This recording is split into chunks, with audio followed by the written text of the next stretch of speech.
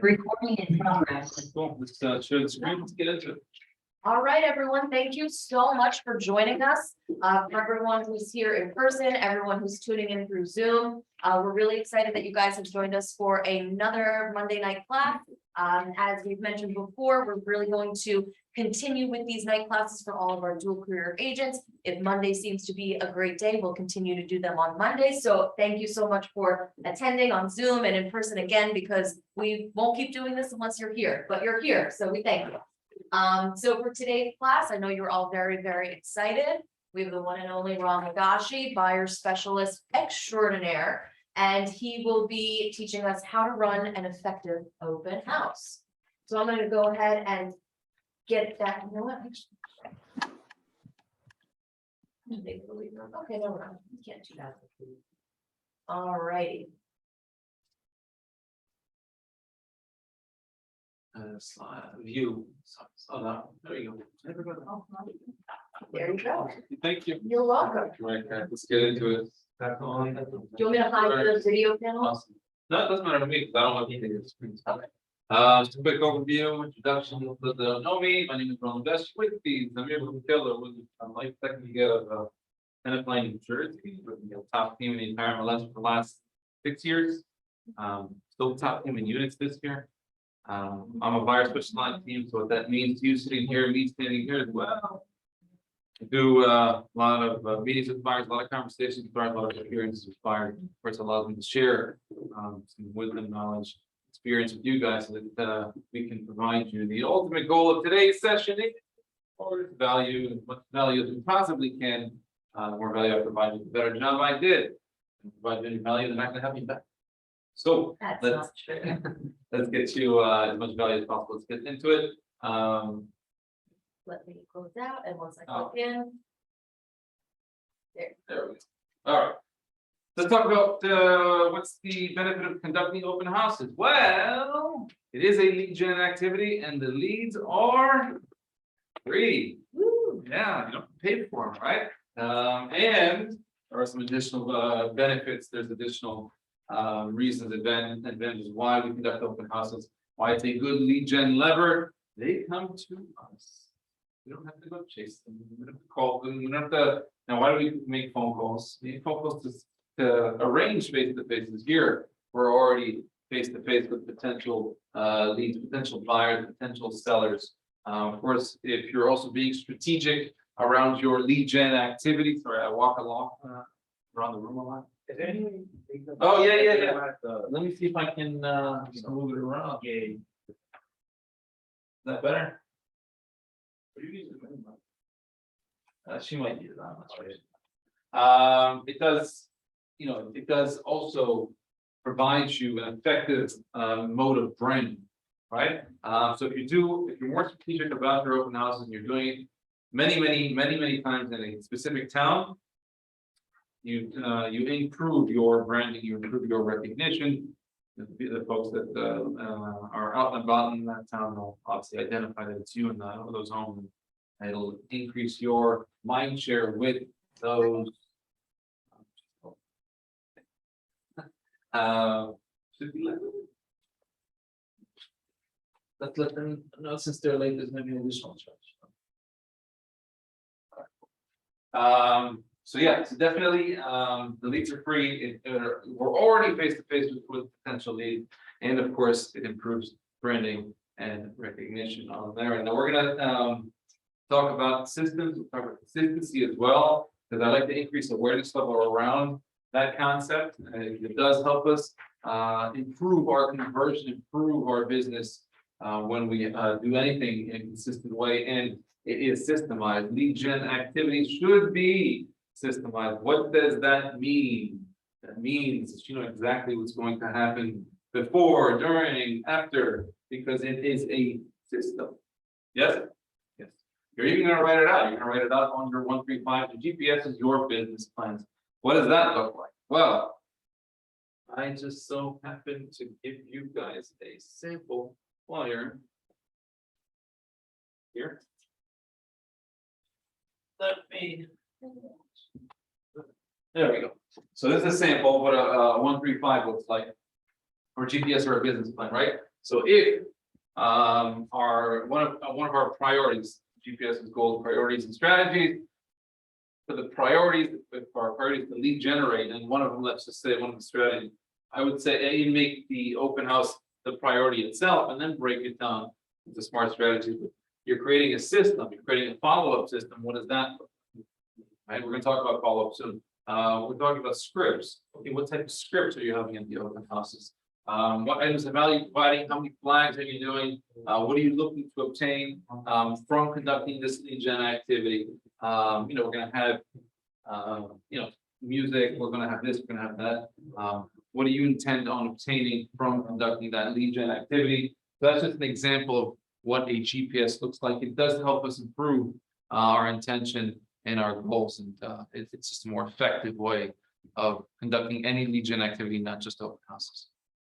Any questions? So, Do you think if we use generic open house time, are we still building our brand? well, in a way, yes, because they're going to come into the open house, so they'll get to connect with you. You'll have to build rapport, likability, all that. Or what about the brand recognition you were talking about before? Well, you can always spend a little bit of money. It's an initial investment. I call it an initial investment because those signs do last for a very, very long time. So just spending the money that one time. And you have some good signs for several years. Those signs should last you a few years. So it's just the initial expense, which is kind of expensive. Especially if you need 12 signs. All right, let's get into it. Is the remote not working? Okay, we'll just need open house to work. Yeah, there you go. We're going to spend most of our time on this one because that's why we're here. This is what the initial. This is actually what the class is about. How do we run a more effective open house? How do we improve the likelihood that we convert these leads into business? Although before I even get started, I want to increase your awareness level around something, or maybe change your perspective on something. Open houses are lead gen activities. They are very good lead gen activities. Now, I come across agents and they say they do one open house and they don't get any.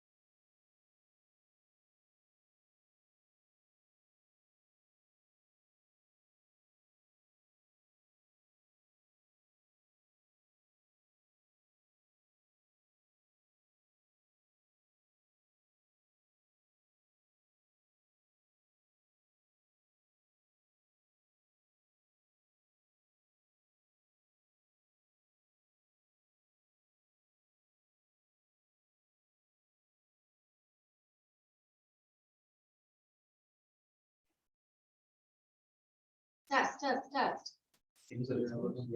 All right, it might be a little faint this way, so, because I think it's coming from the computer, so maybe it's. Stay close to Maybe stand closer to the where computer. is the computer? Behind there. Yeah. Okay. So. Yeah. All right. Okay, yeah, so, okay, good. All right, sorry about that. That's okay. Sorry about that. We're going to improve our conversion in open house. Now, many agents, what they do is they do several open houses. They don't get any pieces or good pieces of business from it. So they stop doing it. Yet, if you consistently do a lead gen activity, then you will get consistent results. Now, what does that mean for your businesses? Well, let's just say theoretically you did, you said you were going to do 40 open houses a year, right? And you can do, you take Saturdays and Sundays and each one a day, but you do 40 open houses, not 52, not 50, it's 40, which means a wrong number. And your conversion was 1 out of every 5 open houses. You get a good piece of business that you were able to close. How many transactions are you doing? You did 40? Yeah, you did 8. Now, congratulations, just capped, because the average sales price is about 700, close to 70 in this area. So 700,000, and yeah, you just capped those 8 transactions. Oh, and by the way, still 6 days to do whatever you want. Right. So consistency does provide us, or can help us build our businesses if we do it consistently. Now, if we do it inconsistently, let's just say theoretically we do it once now, next week, and we don't do it for another 2 months, and then we'll do it 2 weeks later. It's very inconsistent. You'll get inconsistency, right? Yet, if you do this consistently, you have a system around it, you can definitely create a business. Open house, many agents actually do.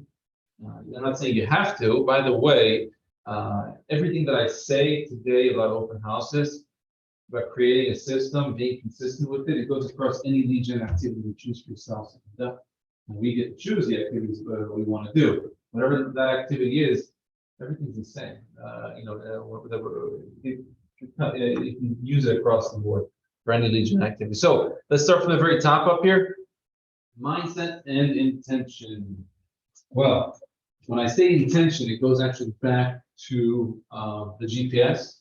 It's going to be on there. What's our intention for conducting this lead gen activity? What's our intention for conducting open house? What's our intention from circle prospect? What's our intention from door knocking? What's our intention from calling for sale by owners or expired? Whatever. What's the intention of calling us for whatever? What is your intention?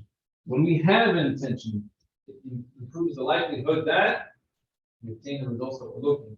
And we're doing something without any intention, then wow, you're less likely to obtain the achievement, the accomplishment, the results that you're looking for. That's why we walk into a scenario with intention, and our brain will start looking for results. That's exactly what it's all about.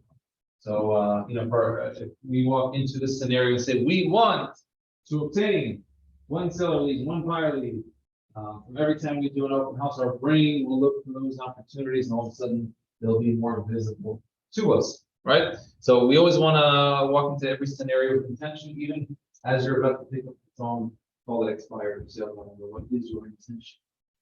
And walk into those scenarios with intention. It's not just open houses, by the way, it's everything else that we do.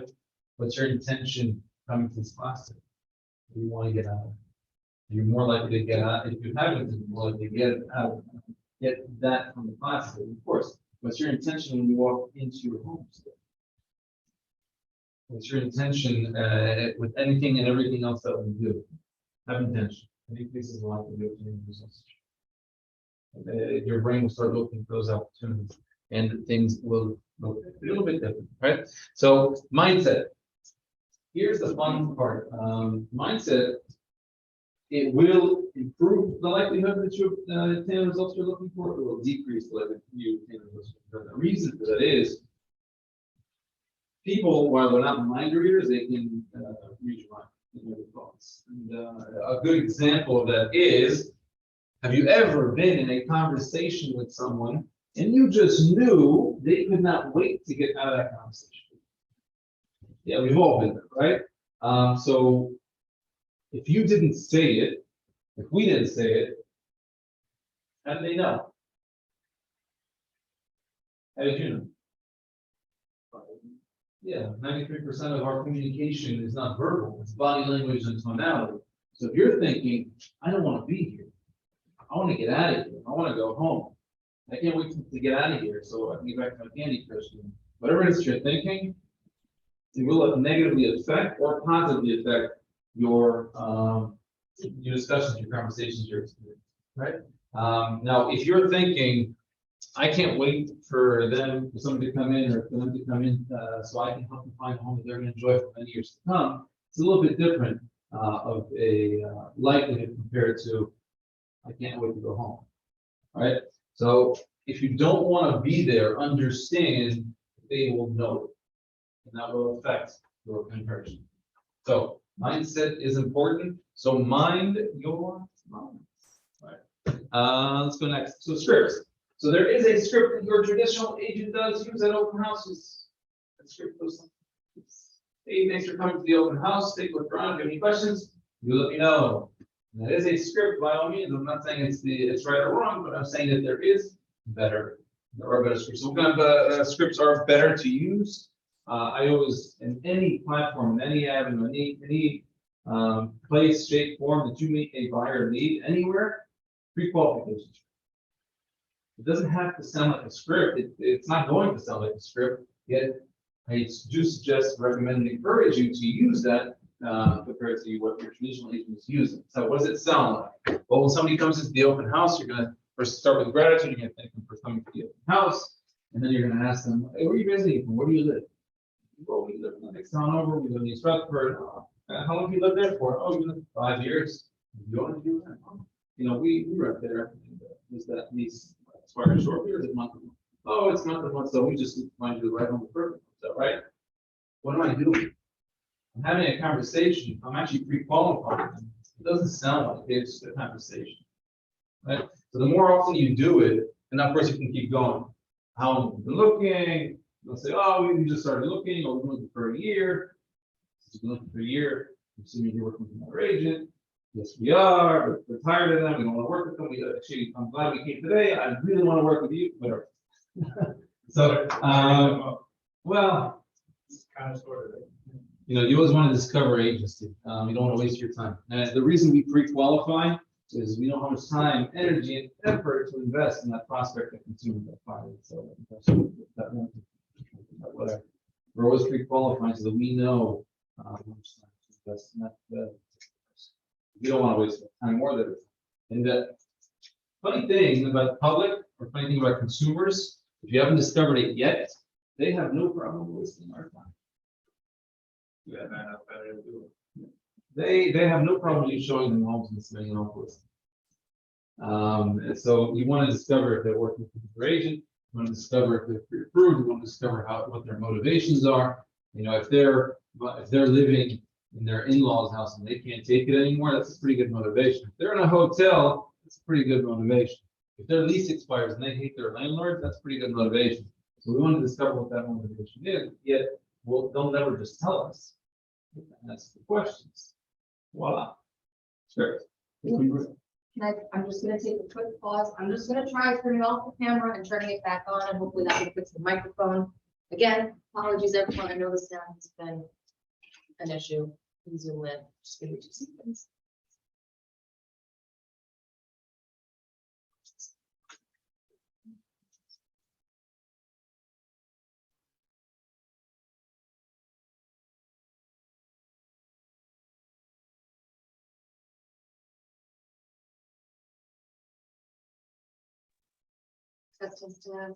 All right, people on Zoom, I'm so sorry the other microphone isn't working, but Ron is absolutely doing his best to get the sound as close to the speaker as possible, so I do apologize. But we're just gonna have to grin and bear it for this time. So project that a little bit worse. All right. So yeah, have scripts as part of your system. Sign-in forms. Now, there's no right or wrong with this either. You want to use paper sign-in forms. You want to use digital ones. You want to use the apps. You want to use the NGMLS links. No right or wrong. Just have to use one. When you want them to sign in, no right or wrong. You want them to sign in before they even walk into the house. You want them to sign in with as they walk into the house, when they get to the kitchen. That's part of your system, right? You're gonna have everybody just do the same thing. So if you're having everybody sign into the kitchen, everybody's gonna go sign in the kitchen. You're gonna let them know. You're gonna instruct them as soon as they walk in, or if they're signing outside, there'll be a sign posted outside, and they'll go ahead and sign in QR code, register, whatever, Google Forms, whatever you like. So there's no right or wrong here. Just know what you are signing for. The goal here is to obtain as much information as we possibly can, as well as they're writing their information down. We're also obtaining that information, and then we also, how much time we spending on these people depending on what they write down. Items of value could be anything that, it could be a physical, most items of value are physical. Or we're handing something to somebody, it could be anything, a lot of agents, use food and beverage. So they might have, muffins or bagels or cake pops or whatever, or water bottles on a hot day like today. And, it might be keychains, it might be something with your logo on it, like a pen or a magnet or knickknacks, right? There are some items of value that, I don't see at open houses, that like it should be at open houses. It might be the most valuable items of value, to us and them. And it's called an offer, or an offer list. So I'm not saying give a sample offer to everybody, but I'm saying it might be benefit us or advantageous to us to have a folder with the sample offer. Also, what I like to provide is a home buyer's guide as well. So if I connect to somebody at a high level, about 30 pages combined, I'm just going to hand it to everybody. It's a lot of office supply. If I connect with somebody at a high level, I'll hand them the binder that's branded to us, along with a sample home buyer's guide and sample offer. And there's a reason that we provide items of value. The reason is to be top of mind. Well, that will help us with our response rate. That will help us with our conversion rate. How so? Well, when they're traveling and they're going to a half a dozen different open houses and meeting half a dozen different agents, and we're the agents that respond back to them, and they're thinking, oh, you're the agent that gave me the muffin, you're the agent that gave me that open house list, you're the agent that shared that cool app with me, you're the agent that gave me the sample offer, you're the agent, you're the agent, you're the agent. You see how that's top of mind? So that's what separates us from the other open houses, from the other agents. We want to be top of mind because it does improve our response rate. It does improve our conversion rate, right? So the majority of internet leads, the majority of open house leads, the majority of leads in general will discover that they are not ready, willing, and able to buy or sell at that very moment. So it requires follow-up. So having a follow-up system or being consistent with follow-up will benefit you, all of us, in a very specific way. If we follow up in a consistent way, we will have consistent results. If we follow up inconsistently, we will have inconsistency. And the word consistency keeps popping up. So not that we can't, we're not going to be successful if we don't follow up. You can still be a successful real estate agent if you don't follow up. Yet you will need more leads to arrive at the outcomes that you're looking to obtain. So you can still be successful. Yet what happens is when we do follow up, we'll need less leads to conduct more business. If you don't follow up consistently, you'll just need to speak to more people to arrive at the outcome that we're looking for. That's the advantage of having a systemized follow-up. All good? Maybe? It's good? No? What's the worst thing I've done? I know he's gonna die, it's okay. Let's go music. It's kind of boring without music, I think, and also it makes it more of an enjoyable setting. When somebody walks in, you don't say the same thing about like air fresheners, especially if somebody's like smoking out. Try to show up a little bit early and freshen up the place. We'll talk about that in a second. You want lots of signage. Signage can be part of your system, just like you saw previously on the GPS. How many signs can be part of our system? So when I say how many signs do you normally want? Before I say that, we have to always consider the fact that there's local rules, regulations for each individual town. Some towns allow you exactly 0 signs. Some allow you unlimited signs. You know the local rules. But let's just say theoretically we have unlimited amount of signs you can put. How many signs and flags do you put on your house? How many signs do you put at every side street turn? How many signs do you put on every major street turn? And then you start counting it up. You say, okay, well, normally I'll put, let's just say theoretically, you say, I want to have 2 signs and 2 flags in front. I want to have 2 signs at every turn, and I'll have 3 signs at every major street. Great, wonderful, and that means you need at least 7 signs and 2 flags. If we have 7 signs and 2 flags, and the majority of us, the answer is no, that means go out and get it. We're gonna have to spend a little bit of money, like I said, it's an initial investment, lasts for a few years, get every open house that we do.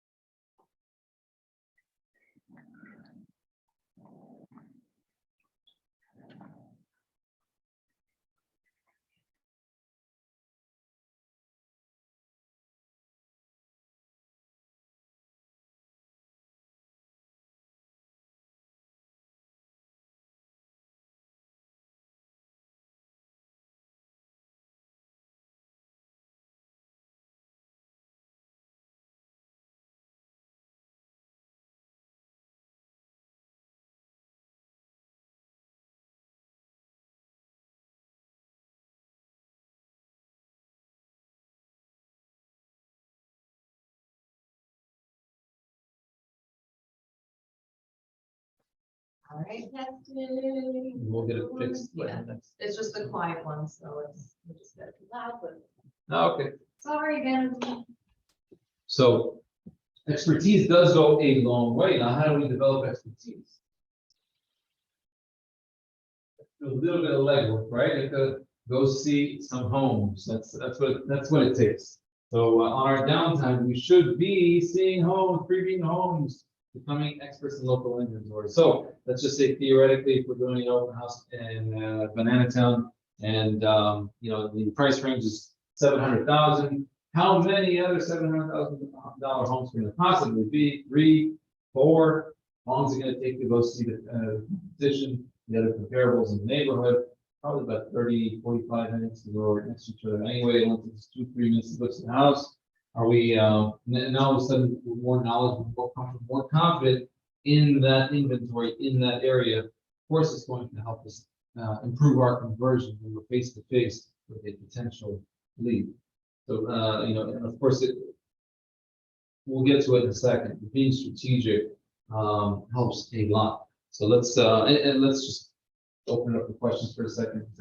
I'll just keep talking if nobody has any. Does anybody have any questions so far? Yes, sir. Developing expertise, like we said, is, going to several open houses and hosting your own over and over. What would you recommend for someone getting ready to do their first open house? What were the steps that you should take to prepare? We're gonna talk about actually 20 minutes. Does this work? Let's go next one. And next one. And next one. It's not working. Click on it. Now it's gonna work. Yes. Yeah. Well, before I get to that point, that's the next slide. Let's talk about the open house. What do you bring with us? What do you prepare with us? It's just a quick slide. You might, especially with vacant homes when there's nothing, you might want to bring some hand soap, some paper towels to clean with. I can tell you that I always have an open house bag in my car, and sometimes we're going from meeting to meeting to meeting.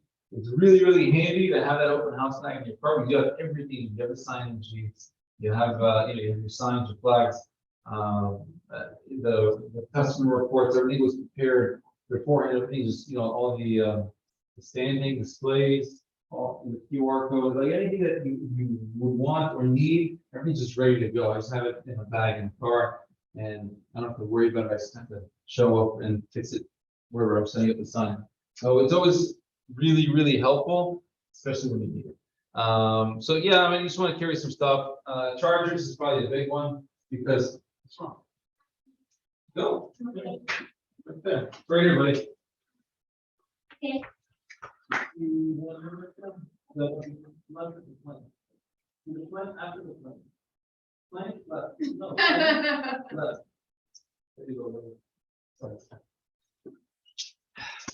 So chargers, right? Because we have some of us use iPads, and some of us our cell phones or our laptops, whatever it may be. Make sure or speakers, make sure that everything's charged. There's a bunch of things that we can take, but some things that are not on this list we can probably take. Just have a bag that's prepared. Let's go back to Matt's point. No, well, marketing. Creating marketing is always very helpul. Now we obviously have the designs in command. We don't have to go too far. It's at our fingertips. We'll create the designs very quickly. It'll take you 30 seconds, and then we'll post it on social media. Now you want to meet people where they are. They're on social media, whatever it is that you're using, whether it be Facebook, Instagram, TikTok, whatever it is you're using. You want to. You want to post those anywhere and everywhere you can, or if you have any circle prospecting, door knocking, the open house, the neighborhood, you want to put those out as well. So it's always a benefit to have. All right. So that's your point. Select a good one for a second. Okay. Also, it's not on here. I'll add it. It's okay. Selecting a good one. It's also based on our priorities, right? It's also based on our strategies. What do I mean by that? I'm like, okay, remember when I said before that we were going to do 40 open houses a year? But what if we did 40 open houses in the same town? What would that do to our business in that town? Oh yeah, everybody would know you, right? That's also part of our strategy. That's also part of being strategic and building our businesses. Now, are you going to be an expert on that town? Week in, week out, you're working in that town. You're getting leads for that town, buyers and sellers for that town. You're going to go see all the inventory in that town. That's a very high level of expertise. It's a very high level of branding as well. So let's be strategic. Not always, especially as newer agents, that we can find an open house in our prioritized towns. So let's just say theoretically, what's around here? Lyndhurst, Carlstead, and Rutherford are your priority. If you can't find something in Lyndhurst, then you find something in Carlstead. If you can't find something in Carlstead, you find something in Rutherford. Whatever your priority is, you have a priority list. By the way, this is no different than any other lead gen activity that we do. You want to prioritize the towns as part of your strategy. So if calling expires, let me call Lyndhurst first. Let me call Carlstead after. Let me call this town, that town, in a particular order, because that's our priority. We want to make sure we get those calls and get these door knocks and get these conversations into those specific towns, because that's our priority. We're being strategic. Doesn't matter what our region is. So select a good one. It's many agents will tell you not all open houses are created equal. The new listed properties are probably better than your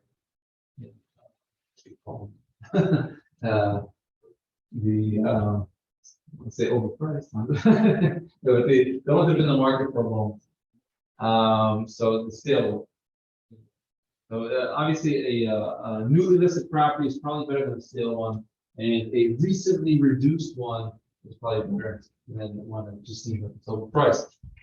So there are ways to be strategic with our open houses. Obviously, if you're looking for an increased level of activity, get a new one that looks priced really, really well, and so you get a lot of activity, right? You want to promote it, you want to boost it, you want to preview all the comparables, you want to get ready with your open house bags, your equipment, your booths and speakers, and you want to get your head straight, right? We said you're looking to improve our conversion, improve your mindset. begin and end with mindset. Before it's just some logistics. Before you go to the open house, you really want to confirm with the seller that they know that you're doing an open house. You don't want to show up and say, hey, you're doing an open house. They oh, I didn't know that. No, not fun. Make sure you confirm with the homeowner that the conducting an open house is okay. In case of emergency, make sure you have that emergency number. Ask them to turn all the lights on, open up all the windows. People tend to not like dark houses. It doesn't really help sell. Open up the windows, open up the lights. If they haven't done it, you do it. Just rule of thumb, leave it the way you found it. So if you walk into the house and all the lights are off, when you leave, turn all the lights off. I do request from the homeowners to actually turn all the lights on. And I don't see the issue with leaving all the lights on the open house, only because if there's additional showings, that's what we do. They're trying to sell a house. They're trying to squeeze a few cents for electricity. That I don't know. Anyways, let's not get into that. So you have a strategy around that.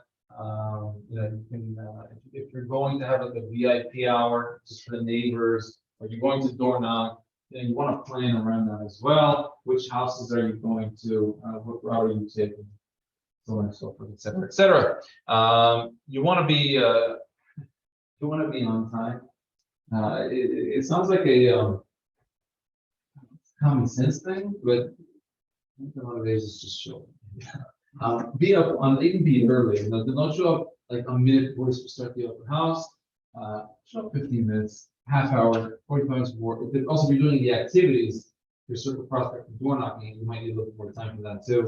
So show up a little bit earlier, set up your signs, set up your flags, make sure everything's good to go when you're supposed to be ready. Everything's pretty much as self-explanatory. We covered it already. So any questions so far? When you go to host an open house, will there be multiple agents at the site, at the property? There might be. It's up to you. And also based on anticipated activity, also based off of how comfortable you feel. Many agents don't feel comfortable being alone, so they'll ask another agent to join. And that's okay. Or will there be one already there, like, I don't know how it works. Like, say you will show up and will there be another agent there? The majority of open houses, you're going to be the only agent there. On occasion, you might have an additional agent if you think it's going to be a little busy, or again, if you, for safety purposes, you want to have another agent.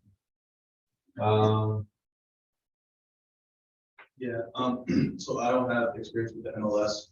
So when you say select a good one, right, just listed, and it's at a good price that you see, right, would you reach out to the listing agent saying like, hey, I want to post an open house for you? Is that how you would? You're looking for opportunities. Yeah, that is the best way to create an opportunity for yourself, is to reach out to listing agents. I think there's some have to do at least how to look up the office inventory, and then just call down that list. And those agents, even if they don't have an opportunity for you this upcoming week and maybe next week or maybe in the future, and obviously you have to take action to create a result. It's not just going to fall into your lap. So that's the best way. Sometimes, we'll put it as a group chat, or sometimes we put it on the BCP form. You don't get a lot of responses on those. Sometimes you will. The phone call is the best way to improve the likelihood that you create an opportunity for yourself. And you want to keep yourself busy. It is a lead gen activity. You want to build your lead pipeline. This is a good way to do it. I'm not saying it's the only way to do it. If you choose to conduct open houses as a lead gen activity, it is a very good way, especially when it's systemized, especially when you're going in with intent. And everything we just covered today is definitely going to improve your conversion with open houses. Now let's get to the fun part. Bid scripts. This is the last slide, by the way. Follow up. And the reason that I had to create a slide follow up as well. It's where the money's at. If you're looking to improve your conversion, if you want to improve your conversion from 1 out of 5 to 1 out of 3 open houses, follow up. There's no right or wrong with follow up. Actually, funny, the edge is still on there, but we don't use the edge anymore. We use the net. Obviously, there's different methods of following up. There's no right or wrong. It's whatever's best for you. I'm just saying have some, have a system, any system. And what's a system? Systemized follow-up. Every lead that comes in, we're responding to it in the same way. That's a systemized follow-up. So every person that comes in, I'm sending them a text. Every person that comes in, I'm sending them an email. Every person that comes in, I'm putting them on prospect. Every person that comes in, I'm gonna give a call on this day and time. Have a systemized, consistent follow-up that will improve your conversion, right? There's different ways to communicate with people. Text, email, phone call, face-to-face, video, social media, right? There's a lot of different ways to communicate with people. Send them a card in the mail. There's a lot of different touches that we can create. There's no right or wrong. The question is, what are your chosen touches? What are your chosen ways to communicate and reach out to your potential prospects, buyers, sellers, whatever? So I just put an example in there, 3, 2, 1.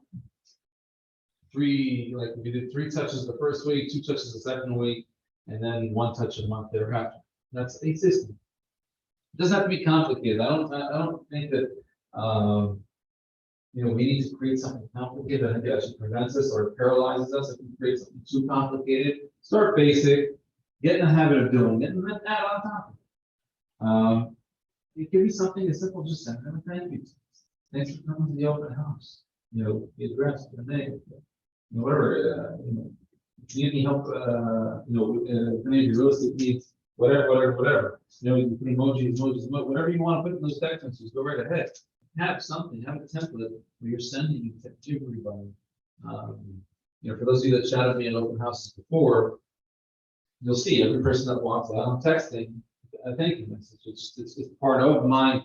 It doesn't have to be part of yours. I'm saying it's part of mine. I'm sending them a thank you text.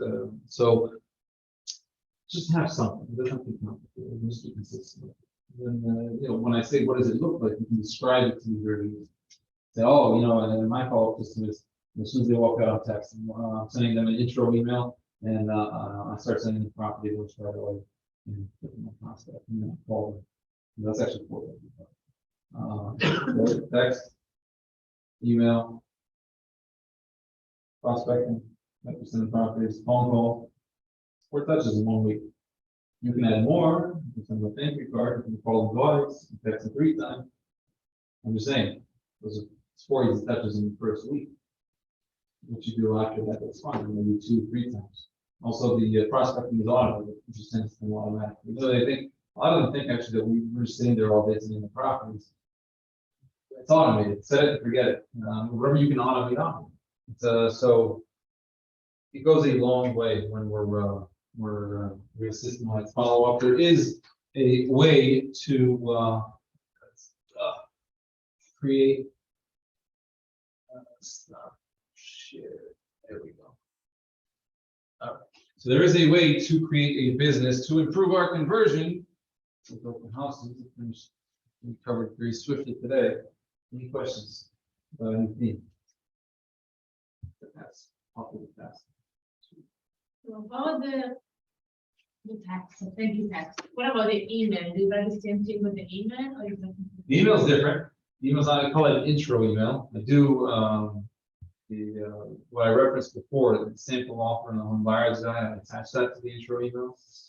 In the intro email, I say it was a pleasure meeting you at the open house yesterday, today, whatever. And then wanted to introduce myself, and then I'll give a few links, a little bit about me, and they can go to the reviews on the different pages of Google or Zillow or whatever we ever reviews at.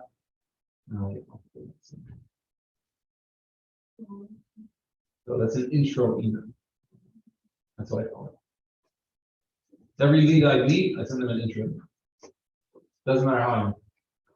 Doesn't matter if they're just calling in, they go to our website, open house, everybody gets an intro email. Also, everybody gets a text. So just part of what I do. So every lead I treat them the same, doesn't matter who it is. Doesn't matter where they come.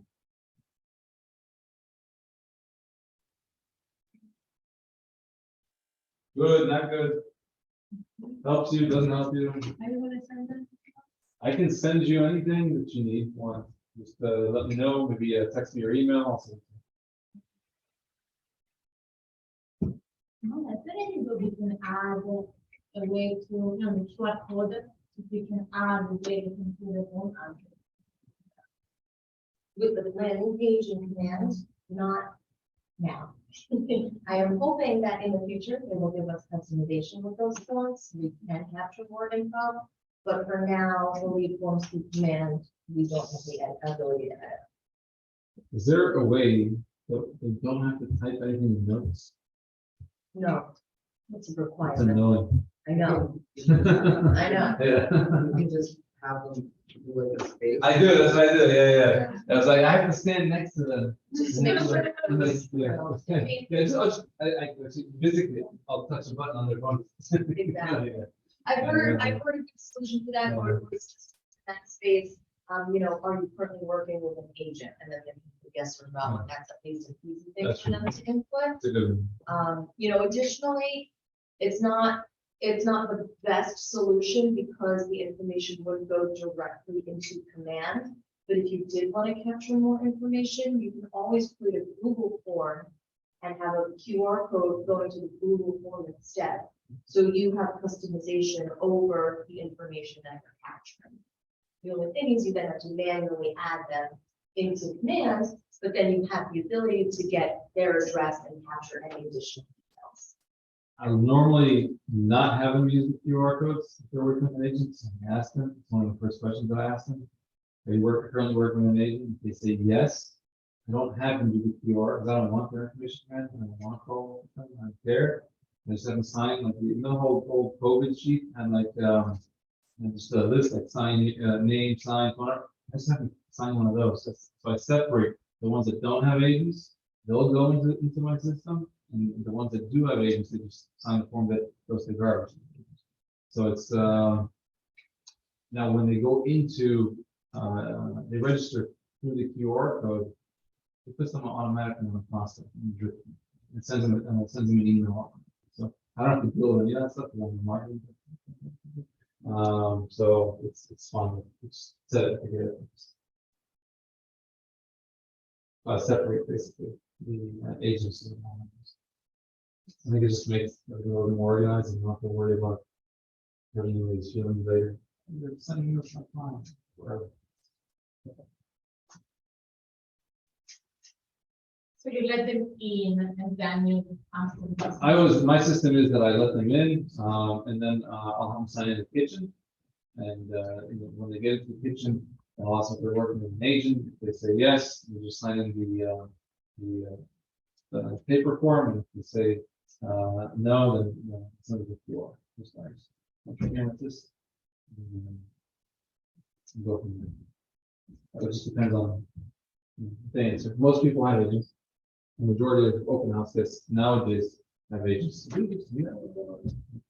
years ago, wasn't the case. It's more of a recent phenomenon. I think that the majority of open house guests have agents. So, we're there to create opportunity, and we will just sensible. The more often you conduct open houses, the more often you degenerate, the more likely you are to. The more likely, the more leads you have, the more likely you are to get pending. The more pending you have, the more likely you have support. So once more closed, it's more pending. Once more pending, there's more open houses. It's more leads. Sounds simple. Yeah. I think the challenge for many agents is to create the opportunity of actually conducting. And for that, said before, reach out to the agents that have a list. They may give you an opportunity, they may not give you an opportunity, they will later.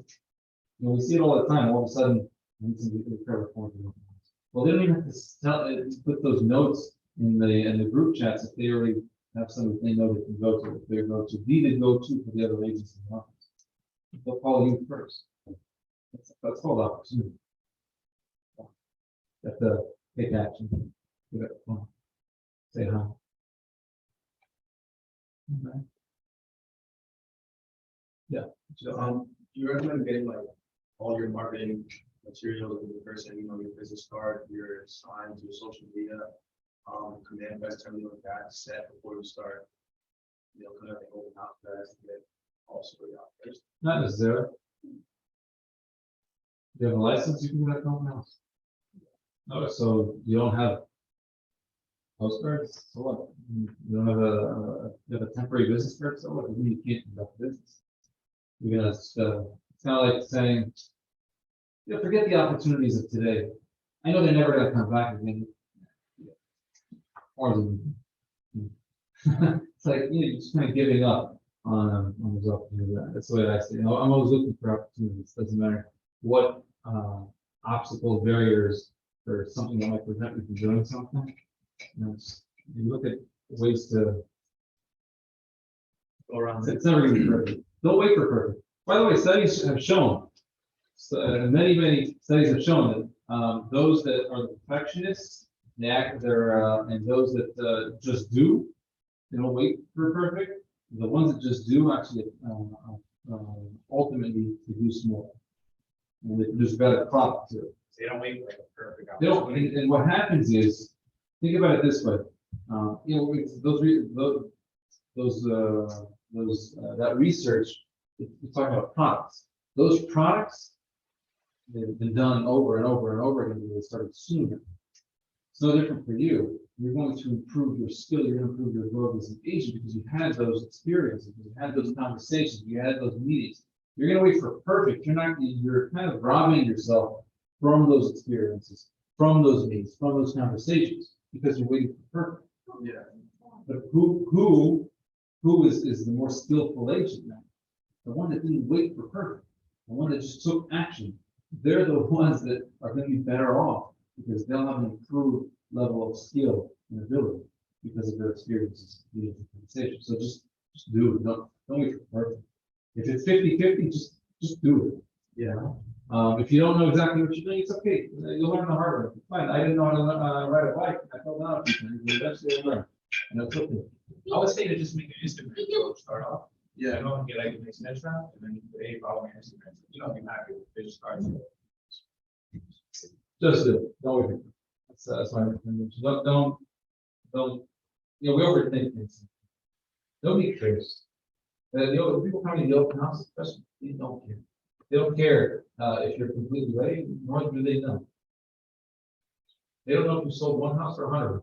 They don't know. You don't have to wait for that. So what about having a flyer on the sign? Do you do that? I just have the flyers in the house. Sorry, on the open house signs, just to show the. I've seen it before. It's more of an exception. I don't see it that often. I actually used to see it a lot more on the West Coast. Every house had it. And, I started off in Las Vegas. This was 5 years. Every house always had the box of flyers, and there's also different markets back then. Here, in our area, almost never see the box. But again, there's no right or wrong. It's whatever you want, you can do.